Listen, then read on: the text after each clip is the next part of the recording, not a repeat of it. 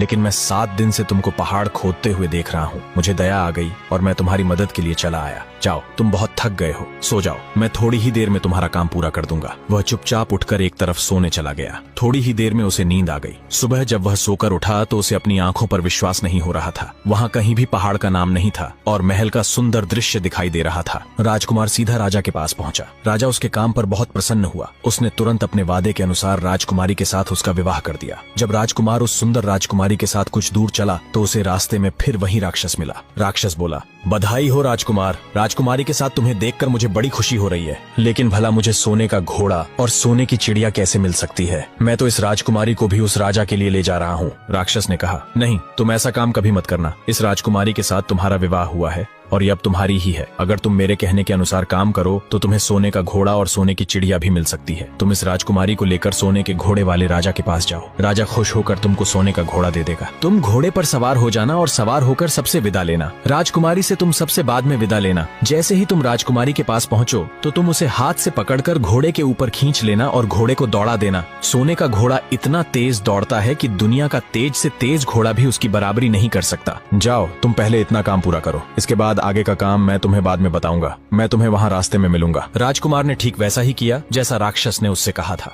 जब सोने के घोड़े वाले राजा ने खुश होकर उसे इनाम में सोने का घोड़ा दिया तो राजकुमार उस पर सवार हो गया और उससे विदा लेने लगा। अंत में वह राजकुमारी को उठाकर घोड़े को तेजी से दौड़ाता हुआ किले से बहुत दूर निकल आया। रास्ते में एक पेड़ के नीचे राक्षस उसका इंतजार कर रहा था। उसे देखकर राक्षस बोला, शाबाश, अब तुम सोने की चिड़िया भी प्राप्त कर लो। जब तुम सोने की चिड़िया वाले राजा के पास पहुँचोगे तो वह इस घोड़े को देखकर बहुत खुश होगा। तुम उससे कहना कि पहले सोने की चिड़िया का पिंजरा मेरे हाथ में दे दो, तब मैं यह घोड़ा तुमको दूंगा। जब वह पिंजरा तुम्हारे पास लाए तो तुम पिंजरा उसके हाथ से छीन लेना और घोड़े को दौड़ा देना। बस ऐसे चिड़िया तुमको मिल जाएगी और कोई तुम्हें पकड़ भी नहीं